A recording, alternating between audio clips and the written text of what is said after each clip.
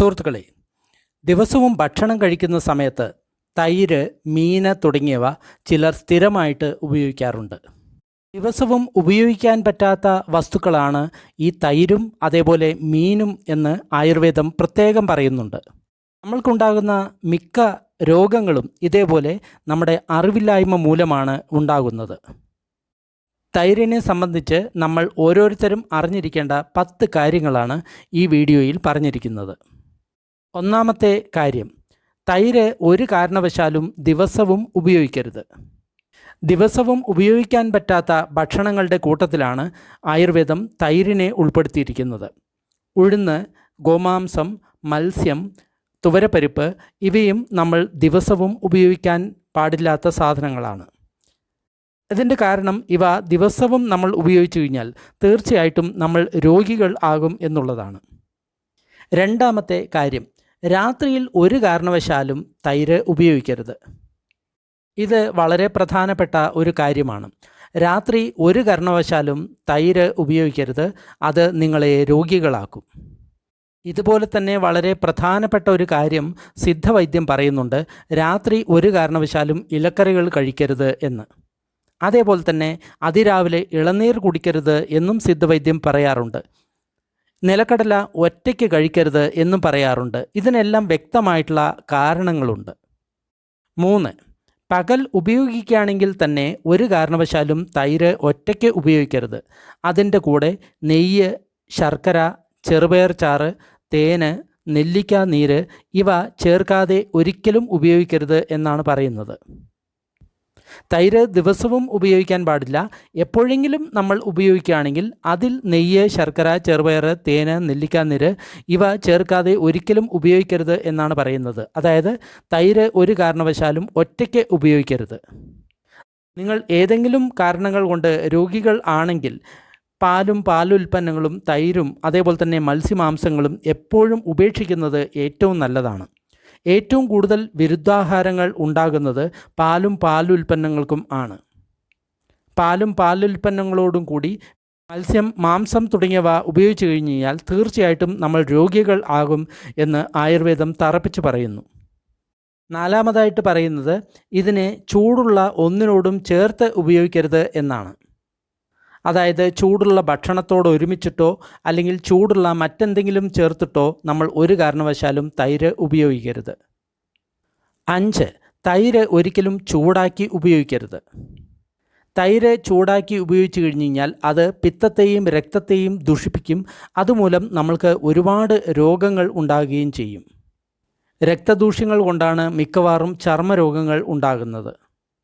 അതിനാൽ അവിയൽ എന്ന് പറയുന്ന ഒരു കറി അത്ര നല്ലതല്ല ആയുർവേദത്തിൻ്റെ ദൃഷ്ടിയിൽ.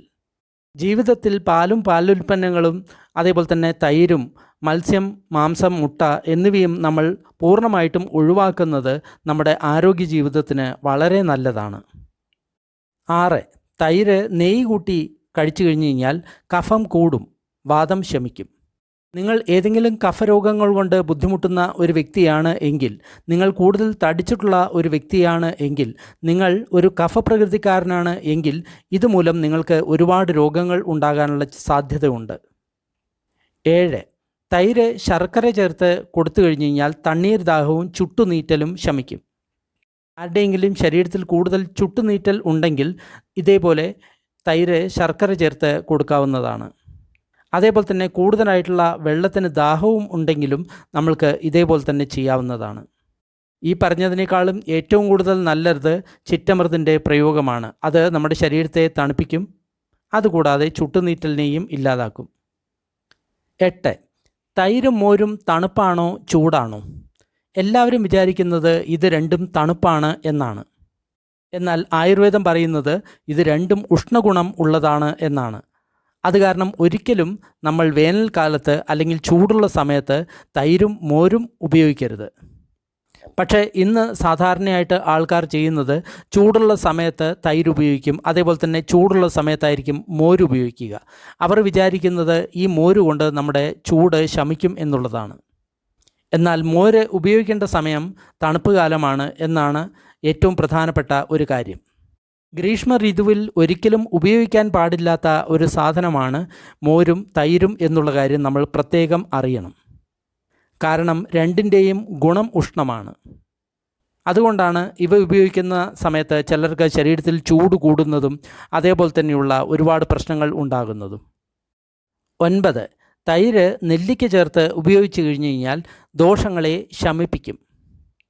കൂടുതൽ ദോഷമുണ്ടെങ്കിൽ നമുക്ക് തൈര് നെല്ലിക്ക ചേർത്ത് ഉപയോഗിക്കാൻ സാധിക്കും. 10. തെറ്റായിട്ടുള്ള രീതിയിൽ നമ്മൾ തൈര് ഉപയോഗിച്ച് കഴിഞ്ഞ് കഴിഞ്ഞാൽ നമ്മൾക്ക് പനി, രക്തപിത്തം, വിസർപ്പം, കുഷ്ഠം, പാണ്ഡുരോഗം, തലചുറ്റൽ, കരളിനെ സംബന്ധിച്ചിട്ടുള്ള രോഗങ്ങൾ ഇവ ഉണ്ടാകും എന്ന് പറയുന്നു. തൈര് നമ്മൾ തെറ്റായിട്ട് ഉപയോഗിച്ച് കഴിഞ്ഞ് കഴിഞ്ഞാൽ തീർച്ചയായിട്ടും പനി വരും എന്ന് പ്രത്യേകം പറയുന്നുണ്ട്. അതുകൂടാതെ രക്തപിത്തം ഉണ്ടാകും, വിസർപ്പം, ശരീരത്തിലെല്ലാം തന്നെ പലതരത്തിലുള്ള കുരുക്കൾ വരിക തുടങ്ങിയ പ്രശ്നങ്ങൾ എല്ലാം ഉണ്ടാകും. അതേപോലെ തന്നെ കുഷ്ഠരോഗം എന്നിവിടെ പറയുന്നത് എല്ലാ തരത്തിലുള്ള ചർമ്മരോഗങ്ങളെയും ഇവിടെ കുഷ്ഠരോഗം എന്ന് പറയുന്നുണ്ട്. ഉദാഹരണമായിട്ട് അത് സോറിയാസിസ് ആകാം, എക്സിമ ആകാം, അല്ലെങ്കിൽ കുഷ്ഠം തന്നെ ആകാം, അല്ലെങ്കിൽ ആ രീതിയിലുള്ള ഏതൊരു വിധത്തിലുള്ള ചർമ്മരോഗത്തെയും കുഷ്ഠം എന്നാണ് ആയുർവേദം വിളിക്കുന്നത്. പിന്നെ പറയുന്ന രോഗം പാണ്ഡുരോഗം അല്ലെങ്കിൽ അനീമിയ എന്ന് പറയുന്ന രോഗമാണ്. പിന്നെ തലചുറ്റൽ ഉണ്ടാകും, അതേപോലെ തന്നെ കരൾ സംബന്ധമായിട്ടുള്ള രോഗങ്ങളും ഉണ്ടാകും. ഏറ്റവും നല്ലത് ഇന്ന് നമ്മൾ പാലും അതേപോലെ തന്നെ പാലുൽപ്പന്നങ്ങളും പരിപൂർണമായിട്ടും ഉപേക്ഷിക്കുന്നതാണ് നല്ലത്. പണ്ട് കാലത്ത് ഇവയെല്ലാം ഉപയോഗിച്ചതുകൊണ്ട് യാതൊരു കുഴപ്പവുമില്ലായിരുന്നു. കാരണം ആൾക്കാർ നല്ല പോലെ അധ്വാനിക്കുമായിരുന്നു. പക്ഷേ ഇന്ന് അധ്വാനം കൂടുതലാണ്. അതിനാൽ ഒരുപാട് രോഗികൾ പ്രമേഹ രോഗികൾ ആകുന്നുണ്ട്. അതിൻ്റെ പ്രധാനപ്പെട്ട കാരണം ധാരാളം പാലും പാലുൽപ്പന്നങ്ങളും മത്സ്യവും മാംസവും ഉപേക്ഷിച്ചതിന് ശേഷം ശരീരം അധ്വാനിക്കാതെ ഇരിക്കുന്നതാണ്. അതിനാൽ വന്ന രോഗം മാറാനും രോഗം വരാതിരിക്കാനും ആയിട്ട് പാലും പാലുൽപ്പന്നങ്ങളും പരിപൂർണമായിട്ടും വർജിക്കുക.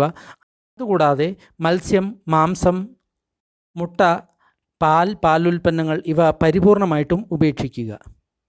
രോഗം മാറാനും വീണ്ടും വരാതിരിക്കാനും വേണ്ടിയിട്ട് ആയുർവേദ, സിദ്ധ, ഹോമിയോ, യുനാനി, പ്രകൃതി ചികിത്സ തുടങ്ങിയ ചികിത്സാ സമ്പ്രദായങ്ങളെ മാത്രം സ്വീകരിക്കുക.